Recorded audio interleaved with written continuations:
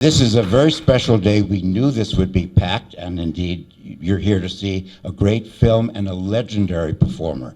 Nancy Kwan, after Anna May Wong, was the first Asian performer to become a global superstar. The first. So she's an extraordinarily important figure in the history of Asian representation in movies. She's also a terrific actress and a terrific person. She will be here for the screening after the film, and then we'll have another book signing in the back. Just one or two words about the film. How many of you have seen The World of Suzie Wong? Who's seeing it today for the first time? First-timers. Okay, about half and half. One or two things I just want to say about the film. Remember, this film was made in 1960. I don't have to tell you, 1960 is not 2025. That means you have to see the film through a double focus. You have to see the film as it was and what it meant in 1960, and allow for what it was at the time. And it was an important film, a daring film, a controversial film, a risky film. That's a long time ago. In 2025, there are other issues that will be brought up about the film in terms of stereotyping, in terms of the representation of Asian women, and we will pay attention to that, but I don't want that to overrule the power of this movie and what it said in 1960 about an interracial romance, about a bicultural relationship, about relations between the East and the West, between Hong Kong and Britain, all historical and timely, and this film was among the first. The first major film, about 6 years before this, was Love is a Many Splendid Thing. Who saw that? Okay, now, in Love is a Many Splendid Thing, the Eurasian character was played by a white actress with makeup and prosthetics. No longer acceptable. It was acceptable in 1955. In 1960, an Asian character was played by an Asian actress. That doesn't seem like anything now. It was historic then. The film is very frank about sexual behavior, amazingly frank for 1960. There are mistress relationships and prostitute relationships, things that the movies didn't handle back then, and this was a major studio film. So, also important in the film, the third character besides the ones played by Nancy Kwan and William Holden is the city of Hong Kong itself. How many have been to that extraordinary place? Fabulous. I was there once, I'll never forget it. Hong Kong, shot on location, magnificent cinematography. Hong Kong is the third character in this film. So this film is a romantic comedy. It's sort of a tragedy. It's a historical drama. It's many different things on many different levels. And when Nancy Kwan comes, we're going to talk about all of those levels. So here we are seeing this landmark film, and at the end, we have the privilege of talking to the world-renowned star of the film who has just put out her magnificent new memoir. So, you guys have come to the right place.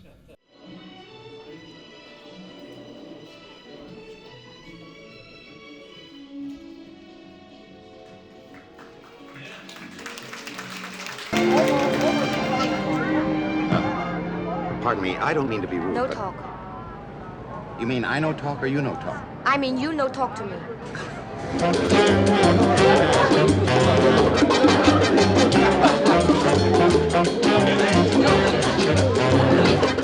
Well, it's about a boy cloud who falls in love with a girl cloud.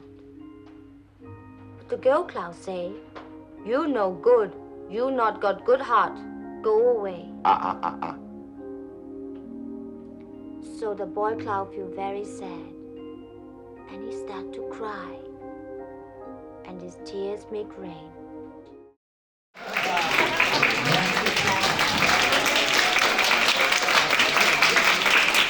Oh, hello, Nancy Kwan. That is a terrific performance, and that was Nancy's first film.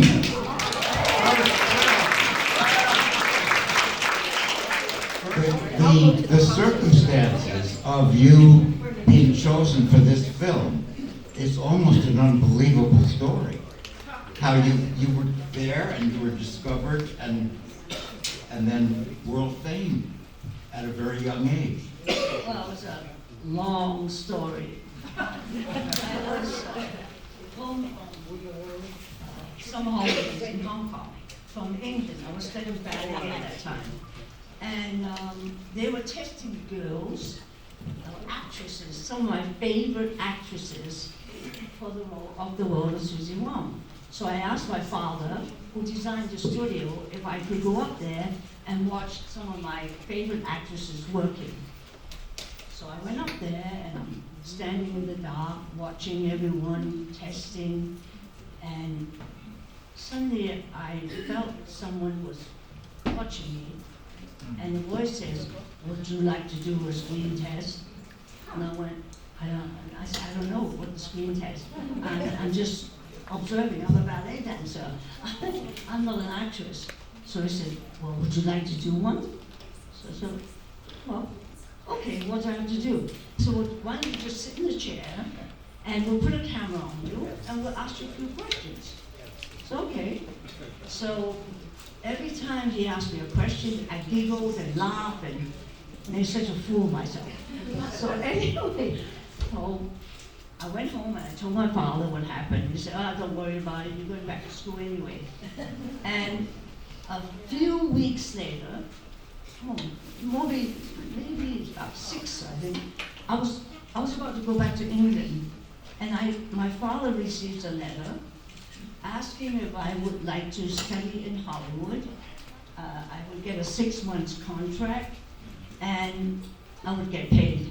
I said, "Get paid?" I was a student, I never got paid before, so I said, yeah, I'll go to Hollywood, and that's how it started. So they didn't hire you for the part right away? No, it was after many other, maybe 3 or 4 more screen tests, then I finally got the role. You got the role? Yes. Were you being trained as an actress in that period while you were waiting? Well, actually, yeah. I think coming to Hollywood, going to school, studying acting, I had a great teacher, Jeff Corey, helped me a lot, yes. Very much so. So when they started filming, were you prepared? Well, yeah, because I was doing the play before. Oh yeah, that's right, I forgot. Yes. Franz Lewin got the role. Ray Stark, my producer, I was on contract, to ask if I would like to go to New York and join the road production of The World of Suzie Wong. So I said, okay. And he said, well, you see whether you really like acting, and you're going to see the country because you're going to be traveling. So I said, fine, I'll do that. So when we got to Canada, I get a call from Ray Stark, and he says, "Nancy, I want you to come to London right away." I said, "What for?" He said, "Well, we're going to put you're going to play Suzie Wong." I said, "No, don't be silly." I said, already France has been filming, you've been shooting for 3 months in Hong Kong. And he said, no, we're starting afresh. We're doing it all over again, and we're getting in a new director, and so I had to pack and lie to everyone, including my friends, why I couldn't tell them why I was leaving. And I went to England, and they said, "Well, we want you to do 1 more screen test." I said, "Oh, not again." and so I go on the set, and I know the play very well, and so I knew all the dialogue. And William Holden was my co-star, and that was my first day of work when I finished. They said, "No, it's not a screen test. It's your first day of working on the film." So they tricked you. They tricked you. Yes. But weren't you lucky to have William Holden as your co-star? Exactly. He never let us catch him acting. So right, Foster. Isn't that true? Yes. William Holden is so natural. Very And he natural. believed, obviously, less is more. And for film acting, probably most of the time that's true. It The is. less you do, if you're being truthful and real, That's it right. carries the story. Exactly. He yes. never pushes, does he? Never pushed. And he's a Never. very generous actor too. I mean, he helped me a lot. Without the director, Richard Kwan, and William Holden, I wouldn't have been able to go through the film. I mean, Bill was wonderful to work with. And it's true, he's a very generous actor. And understated, so he Yeah. helped you to be real, probably. Yes, Because he was so did. real. He did. So He just raised it like a little eyebrow, no twitching, nothing. You know, and, I it's- mean, and just it caught, very the camera natural. caught what he was thinking. Perfect. Perfect. Perfect. So it was good lesson in film acting. Very good. Yeah. I learned a lot from Bill Holden, Were watching you- him.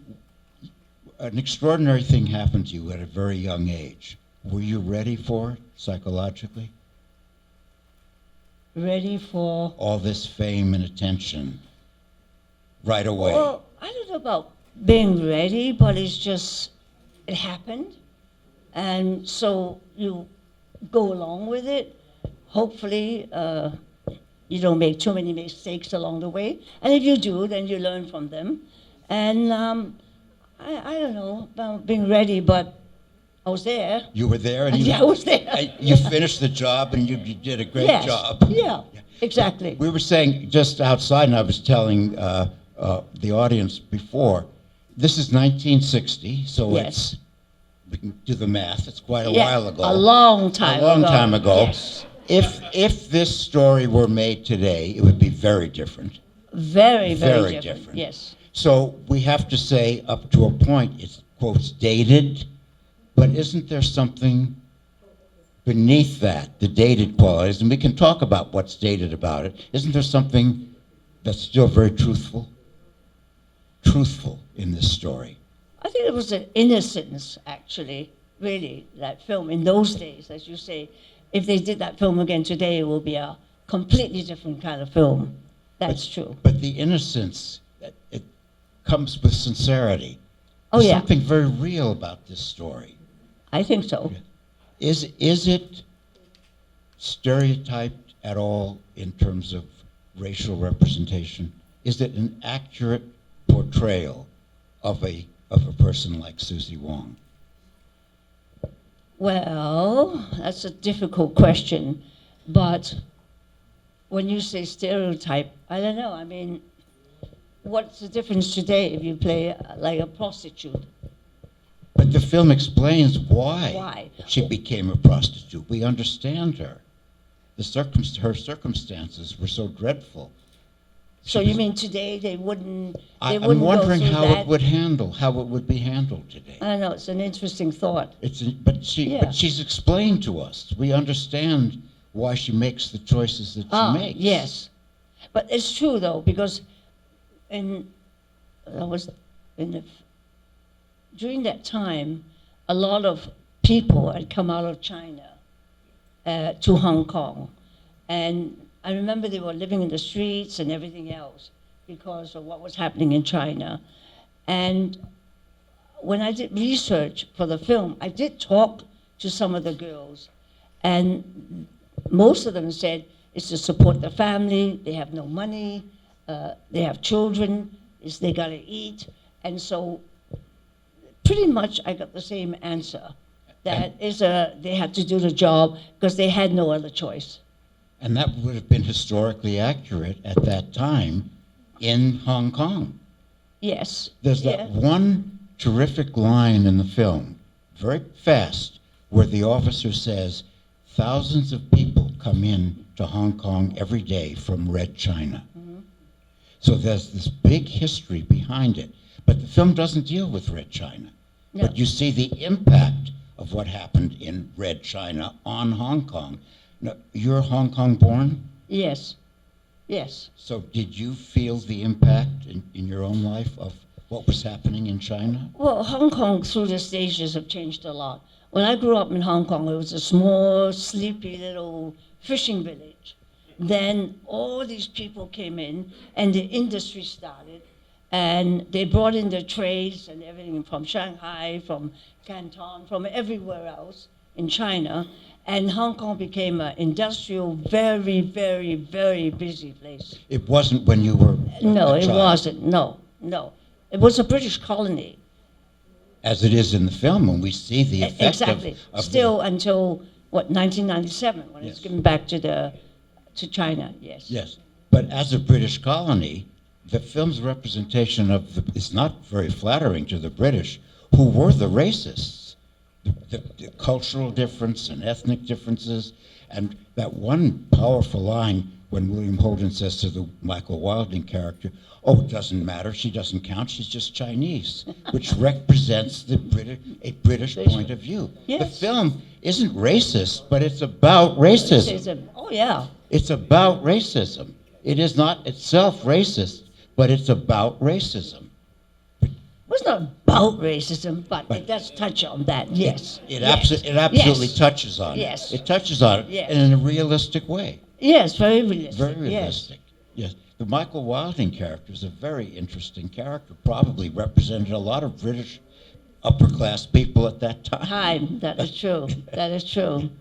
And- I liked him, and I enjoyed working with him. Actually, I enjoyed working with Sylvia Sims, Michael Wilding. They were all professional, experienced actors, and I learned so much just watching them work, so. How much was filmed in Hong Kong Ah. and how much was filmed in the studio? Could you tell the difference when we were in Hong Kong and when we were in a studio? It's very good production design. Very good. John Box, yeah. John Box, he's Yes. the best. He is the best, yes. It's he was, beautifully yeah. designed. But how much was it on No, location? we filmed on location. I mean, everything in Hong Kong we went to Hong Kong specifically. It was one of the first, they called it runaway productions in Hollywood. When you don't film at the back lot of a film studio anymore, and you go to the actual location. And that's what we did. We went to the actual location. We were regarded as a runaway production. But the locations were, that was Hong Kong. Actual location, as you said. But then the hotel room in the hotel, the bar, No, that's all studio. Yeah, that is John Box, his magic, and that studio. Yes, yes. So it's And very... the bar and the smoke And the smoke. and all the girls, and that's all London, England, interiors. In London Yeah. interiors. Yeah. And the earthquake, not the earthquake, Oh, but the that's rain Hong at Kong. the end. That's Hong Kong. They don't have that anymore in Hong Kong. In the old days, when the refugees came, they were all on the hillsides and Yes. everything else. And then every time we had typhoon in Hong Kong, with huge, and the mountains it would be swept down, exactly like the film. Like the film. Yeah. But that doesn't exist anymore No, in that Hong doesn't Kong? exist anymore. No. They cleaned that up. Do you go to Hong Kong still? I do. I love Hong Kong. It's my hometown. Yeah. And you still have family in Hong Kong? I still have my sister, and I have two other sisters. They're both lawyers. Everyone's in law in Hong Kong. But in your book, and it's a terrific book, the memoir, you should all buy a copy if you haven't yet. Thank It you. really is terrific. But you mention going on a trip to China and crossing a bridge and giving your passport and being watched. And I realized that as a citizen of Hong Kong, you really didn't know China at all. You No. hardly went to China. No, I was one of the first from Hong Kong. It was just before Nixon. I remember he was going to go to China, and that's when China opened up. But I went just before Nixon. I was invited to go to meet the actors, look at the film studios, which was really interesting in those days. I remember going in Shanghai, and I met these actresses, and they had this makeup on.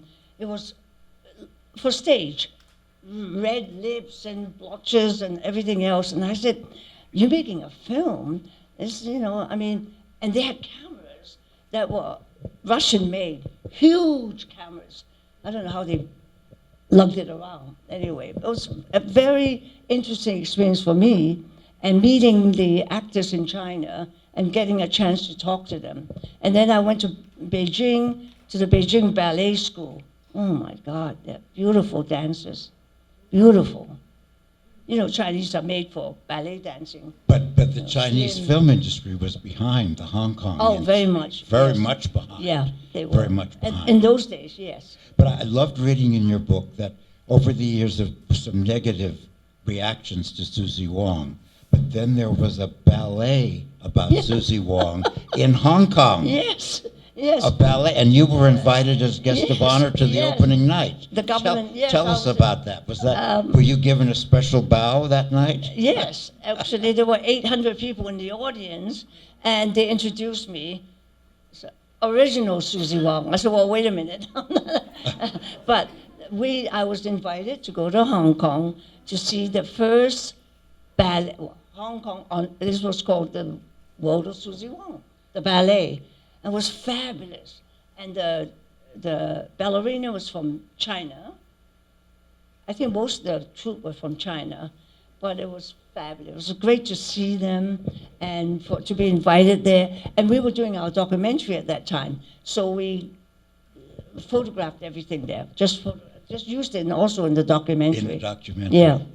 But it's amazing that Suzie Wong, vilified for a while, then became a kind of heroine of Hong Kong. I know, a ballet. Ballet. Yes. A ballet in honor of Hong her. Kong, In yes. honor of her.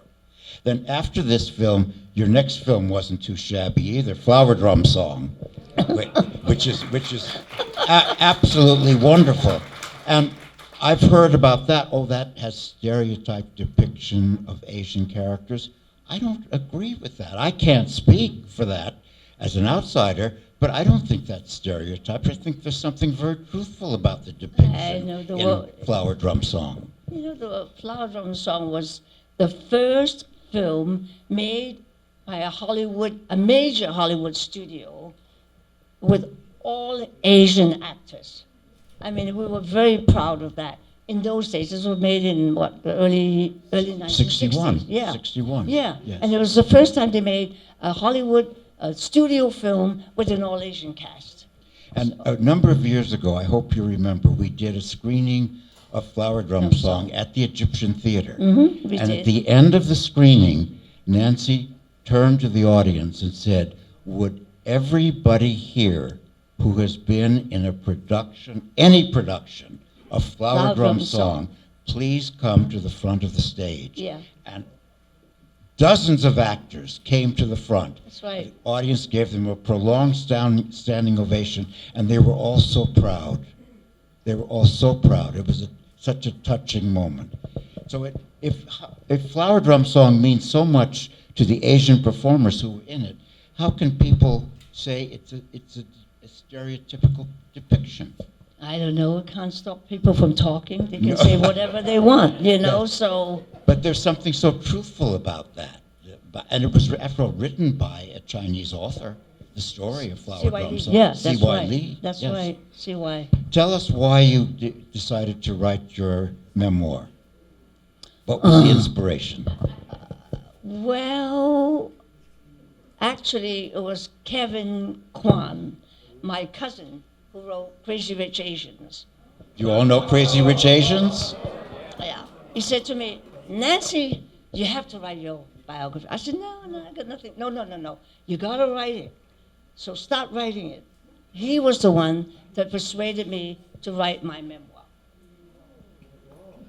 And I was just with him the other day, and so we did a show together, and so I said he knows that. So. was it difficult to write? Yeah, certain things, yes, always. You try to be truthful, and, when you want to write biography of yourself and your life. So, yes, it was, but I had a wonderful writer working with me, Deborah Davis, and she really helped bring it all out. So I would write, and she would help me correct it, or encourage me to say more. So it was a great cooperation. To encourage you to say more, but I have a feeling there were things you didn't say, too. Is that true? Hey, yes! You're very tactful. You're honest, but you're very tactful. Oh, thank you. So I suspect there are areas where you didn't want to go. Yes. Yes. That's true. Yes. Now, you were the second Asian superstar in Hollywood history. Anna Mae Wong was first. Is her? You all know is her- Anna Mae is she Wong? here today? The A- niece? The niece, Anna Mae Wong? Normally she's when I no, I don't see her. Yeah, normally she's when I do a function or something. Her she'll niece is show here? up. Okay. Yeah, Because Anna Mae Wong is now legendary, the first Yeah. great Asian star in Hollywood Yeah, history. she is, And she she was going to be in Flower Drum I Song. know. I was so looking forward to working with her. She passed away like 2 weeks before we started shooting on Flower Drum Song. But you're the second major Asian star. But over the years, yeah, I'm not the one to say it, but I'm going to say it anyway. It seems to me that Asian actors are still underrepresented in Hollywood. I think so. I believe it. Yes, I recently I did an interview and I said the same thing. I think they're still not getting the really wonderful scripts that they can get their teeth into because there's so many young Asian actors out there, that haven't had the chance. And there's Dana Lee, my friend. He's an Asian actor there. Yeah. And he's been in a lot of films. Rambo. But black actors have had a very strong lobby, and Yes. black actors are very well represented Yes, now. they are. They are. Black actors cannot complain about lack of jobs. That's true. Quite the opposite. That's true. But the Asian actors haven't had the same kind of lobbying or impact. I agree with you. I talked to a wonderful Asian actor named Alvin Ng. Oh, Elvin was a very good friend. He passed away. Yes, I know. He was A very, very good He friend. was a wonderful actor. And he Yes. said And there a are singer. still underrepresentation Yeah, I agree. from the Asian community, that it needs more of a lobbying. But in some ways, you take that role. Haven't you become a spokesperson Yes, for I have. Asian actors Yes. and the Asian community? Yeah, I have. And I do. You speak a lot about. Yes, about Asian actors. And I think Asian actors are not as maybe pushy or forward, and they're more laid back. I don't know, but they haven't really had the chance. Yeah. Still haven't. No, still haven't. A few You're years right. ago, a film that swept the Academy Awards, Everything Everywhere All at Once. Yeah. You all saw that, of course. And the act Michelle Yeoh won Yep. the Yep. first Asian since Miyoshi Umeki, Umeki. except for the woman who won I'm thinking of what's the name of that film a few years ago? She played the grandmother. Who? I don't know. Grandma? No, not Lisa Not Liu, Lisa, no. no. But anyway, Michelle Yeoh was the first Asian performer to be Best Actress ever. That's right. After Miyoshi Umeki was the first one for supporting actress. Yes. But after Everything And Cecil Everywhere, Hayakawa was the best actor many years ago. many years Many ago. years ago, But it's yes. but we can point out how rare it is. Yes. And the Everything Because Everywhere. the roles, you don't see them. I mean, they haven't written really substantial good roles for Asian actors. But can Asian actors play any roles? Can they what? Any role. It Yeah. doesn't have to be an I Asian think so. character. I think so. Can't Asian actors be cast in a role in which, As a doctor. as a doctor, it doesn't matter the way black As a actors lawyer. now, as a lawyer, a scientist. As a scientist. Yes. Yes. We did that too. In Singapore, right? Hmm? We did that in Singapore. In Singapore, yes. But there still We did needs the to be play. more of that opportunity. There still needs to be more. I agree with you. Want to just cover some other points quickly before we get to the signing. You were in many other films, of course, but two of your co-stars, now very elderly, are still with us. You co-starred with Pat Boone in The Main Attraction. Yes. He's well into his 90s. Yes. And you co-starred with Dick Van Dyke Yes. in Lieutenant Robin Crusoe. Crusoe. And he's going to be about 100. 100. Yes, yes, yes. Do you see either Pat Boone or Dick Van Dyke? Do you ever see them? I haven't seen Pat Boone in a long time, nor Dick Van Dyke. No, I don't run in the same circle or our Yeah. friends. And so, no, I haven't seen them. They're too old for me. But both of those films are very entertaining, actually. They should be better known than they are. Some of the films you made are really interesting, but not so well known. Yeah. How do you account for that? I don't know. What do you think, Foster? Some of them were surprising and unusual. Yeah. And you played Well, against type in Well, many there films. was one film I made in England. I played an English girl. So, The Wild Affair. wow, oh, very good. I did my homework. The Wild Affair. Yeah, and I where played you- an English girl. an English girl where you were sort of ahead of the mod scene before it became popular. That's right, and I had English parents, and all the English actresses are saying, wait a minute, why is she here taking a rose from us? Why don't you do Asian rose? I said, well, because I got a chance to play an English role, an English girl, so. And then you're in a charming film that's almost like Sabrina, Tamahine. Yeah. I played the that- Tahitian girl there. Tahitian girl, but you go to Europe to be I go to Europe educated. and get educated, yes. Did it bother you, speaking of education, in the film we just saw and in other films like Robin Crusoe, where they ask your character to speak in pidgin English? Oh, God, I thought that was over with a long time ago.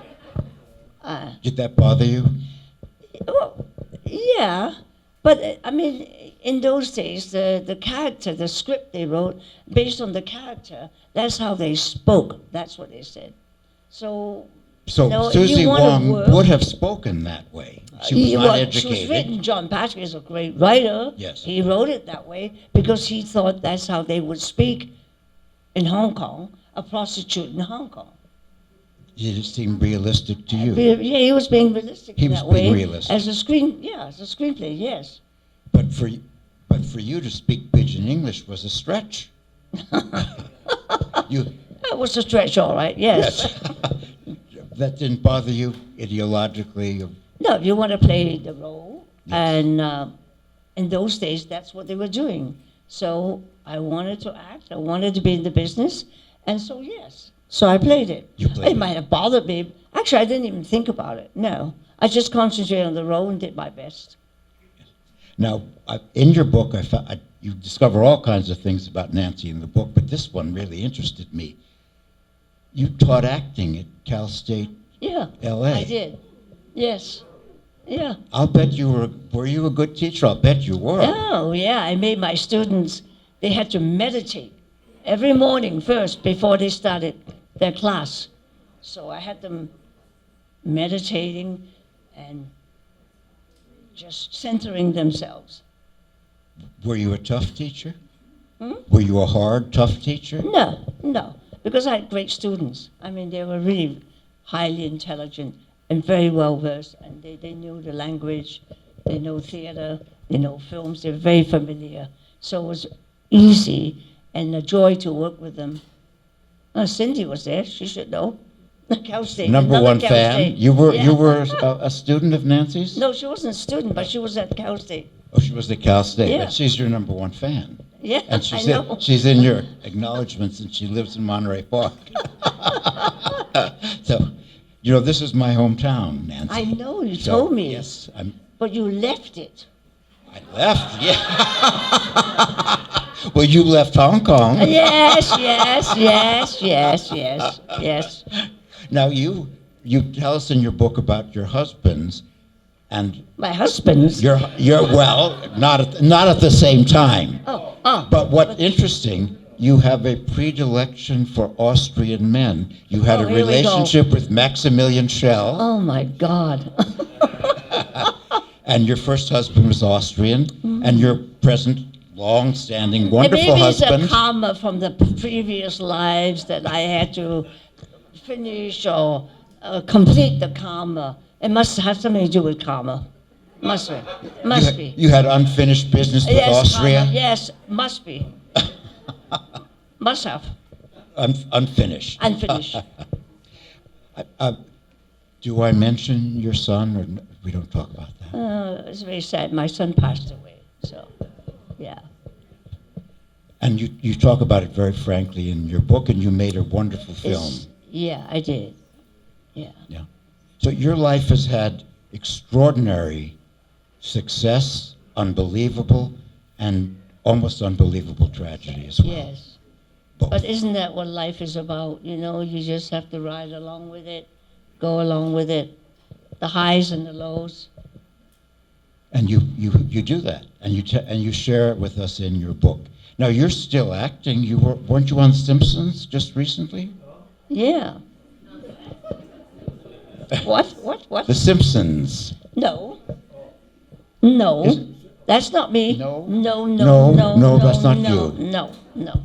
But you act when a part comes up, you will certainly take it. Yeah, actually, I just received something that I did not take. So, That you did not take. no, did not take. So, But if the part's right, no, you I will mean, take it. yeah, of course, when the part is right.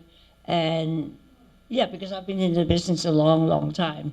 So I know what's good for me, what's capable, what I can do, what I would enjoy doing. And this time of my life, I wouldn't, silly if I was to do something that would make me unhappy and not, just because I wanted to work. So, It has to be something that would be yeah, it meaningful has to to you. be something that I really put my heart in, yes. Also interesting, and a first, Nancy was the first Asian woman to run a film company, Nancy Kwan Films. I'm sure there were a lot of Asian women that ran, but yes, in Hong Kong I had my own film company, yes. You were in Hollywood for about 10 years, and then you went back to Hong Kong.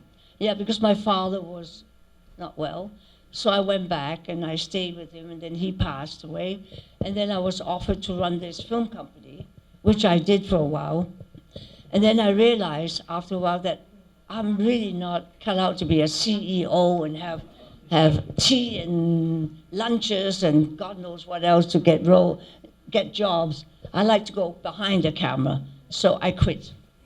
But you did it for a while. Yeah, I did for You a while. did for a while. Yes. I thought it'd be interesting to see what it's like being on the other side of the camera, And you found the out. business side. The business side. Yeah. Not for you. No. Not for you. Not for you. No, not for me. No. A fascinating character in the book, fascinating, is your mother, Yes. who in effect abandoned you as a child. She didn't abandon. I mean, She wasn't there. well, yes, that's true. My father is Chinese. He went to school in England, architecture school.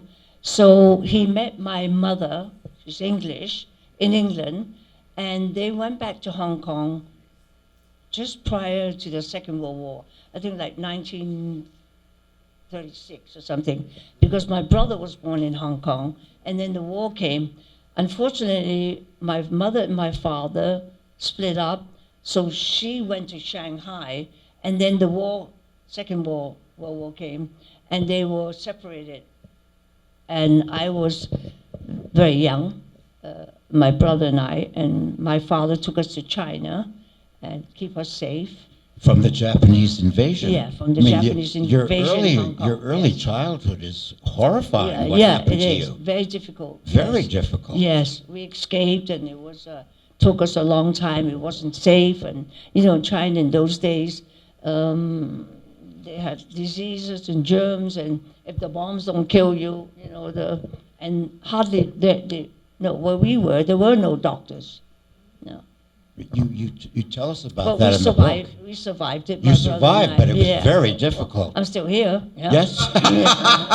But your mother, who was Scottish Yeah, she was Scottish, English, and. and wanted to be an actress, Yeah, my mother met my father on the film set. My father had designed this film set. It's very strange. What goes around comes around. Because after he finished his architecture, he worked a year at Shepperton, one of the studios. And my mother always wanted to be an actress. So they met on the set when she left her shoes on a prop, on the chair, actually. And my father came up to her and said, listen, this is a prop. You don't leave your shoes there on the prop. And that's how they met. Romantic meeting, I don't know. But you grew up not really knowing your mother. No, I didn't know her at all. You didn't know her at all? I didn't know her at all because the war separated us. And then she left and no, I was 2 years old. No. But then she came back into your life. Well, yeah, when I got older, I would meet up with her once in a while, you know, and then when I got older still, then we became friends, and so all the animosity was taken care of, and we became friends. And you forgave her? It's not forgiving, I think it's part of life. It didn't work out, her marriage, so unfortunately the children suffered, you know.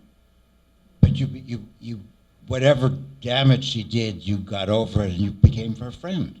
Yeah. You became her friend. Yes. It's a But her touching mother, story. my granny, was like a mother to me. Because when I went to school in England, I used to stay with her during the summer holidays. So. What emerges from the depiction of your mother ultimately is what an interesting woman she was. Yeah, she was a very interesting woman. And adventurous and independent. Yes, very much so. I wish I had actually interviewed her. I don't think she would have told me the truth, but it would have been interesting to interview her life story. You know, I could have made a documentary or a film on her life, but I don't think she would have been honest with me. No. Okay. No. But you were honest with us, and the world of Nancy Kwan, which is for sale, and which is an extraordinary story because it's more than just about you. It's also about about Asian culture and Asian actors and Asian life In and Hollywood. politics Yes. in Hollywood. Yes. In Hollywood. Yes, And it is. you're very discreet about politics. I'm going to ask you privately later what your political point of view is. It's suggested, but you're very discreet. You're very discreet. But you're very honest where it counts, being honest. And I just have to say, as a film historian, that's how I know Nancy, as a film historian, I just think you've seen a fabulous film and an absolutely terrific performance. Really. Thank you. Terrific. Thank you very much. Thank you, Terrific. Pastor. Terrific. What an honor it is to spend this time with Suzie Wong, Nancy Kwan, one of the first and greatest of all Asian actresses. She's right here. Her wonderful book is in the back. Please go up and talk to her, say hello, buy her book, and it's just an honor to talk to you, Nancy. Thank you very so much. Pastor. Thank you, everyone. Thank you.